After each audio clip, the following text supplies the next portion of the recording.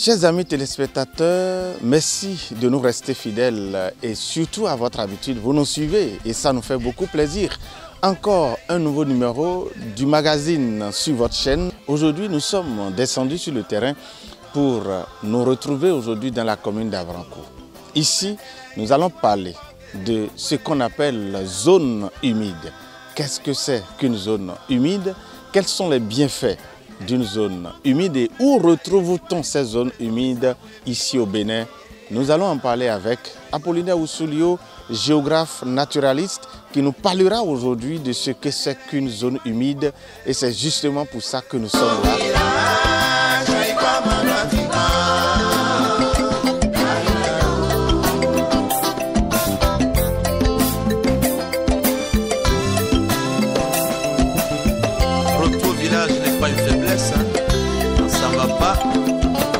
À la source.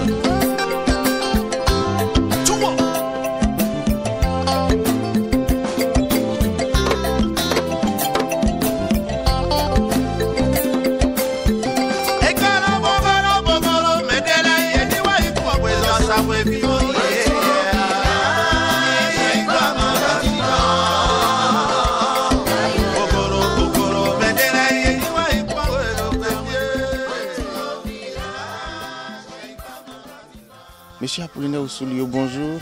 Bonjour, mon frère. Alors, monsieur Apollinaire Oussoulio, dites-nous, qu'est-ce que c'est qu'une zone humide? Pour nous qui ne savons véritablement pas de quoi il s'agit.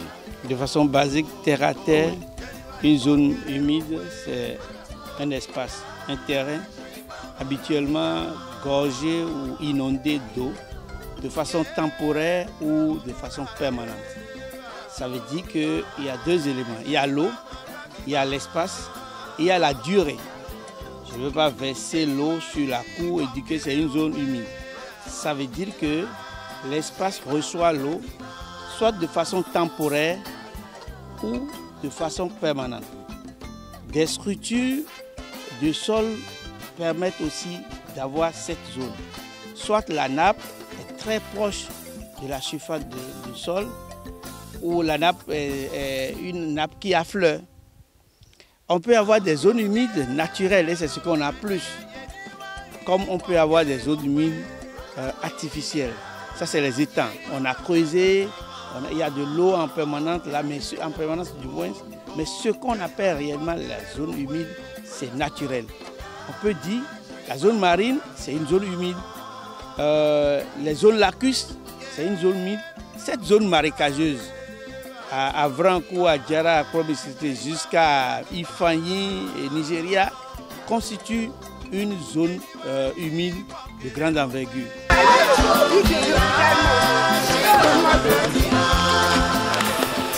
À partir de votre définition, c'est que le Bénin a beaucoup de zones humides apparemment. Le Bénin est un pays chanceux ayant ce patrimoine, ce bien naturel, et nous avons beaucoup de zones humides, surtout au sud du Bénin.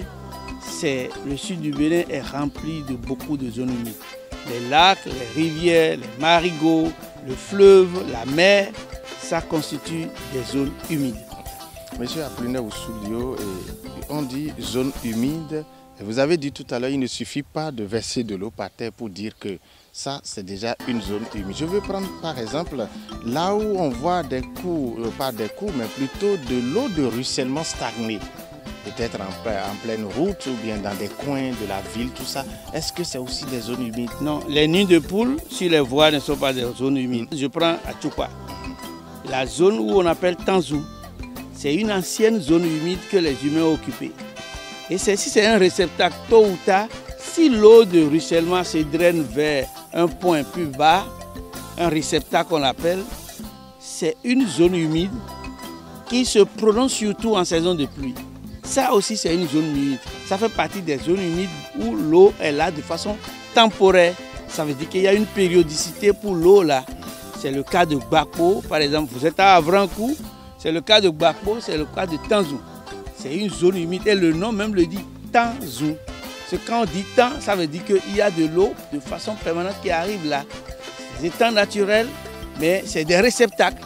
L'eau de pluie, quand ça quitte le continental terminal, a besoin de quelque part où stagner si ce n'est pas directement dans une zone marécageuse ou dans ce fleuve.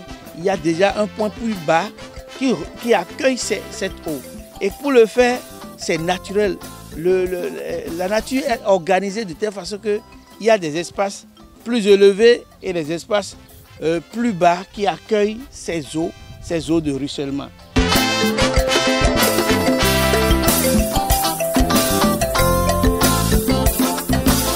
Alors, Monsieur le Président, quels sont véritablement les avantages, c'est-à-dire les bienfaits d'une zone humide dans une localité ou bien pour tout un pays en réalité? Pour la localité, le pays et même le monde, la zone humide aujourd'hui est en train de nous sauver.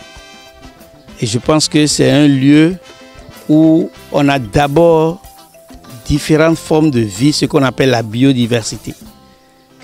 La plupart des zones humides, c'est là où on a plus de vie végétale et de vie animale. Sur le plan médicinal, c'est une zone gorgée de plantes médicinales.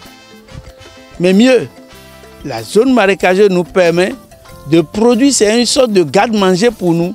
L'autre chose que la zone humide fait pour nous aujourd'hui, et quand on prend la zone humide, la quantité de CO2 ou de monoxyde de carbone captée par la zone humide dépasse ce que la zone non humide va capter. Ça veut dire que les humains dépendent vraiment de la zone humide et quand on n'aura plus de zone humide, ce que nous observons par rapport aux effets pervers du changement climatique aujourd'hui, ça va s'accentuer. La chaleur, et en même temps même la disparition de plusieurs espèces. Chers amis téléspectateurs, nous vous disons merci de nous avoir suivis. Je suis sûr que nous n'avons pas été exhaustifs par rapport au développement de tout ça. Si vous avez des questions, vous avez des suggestions, laissez-nous tout ça en commentaire. Merci de nous avoir suivis et à très bientôt.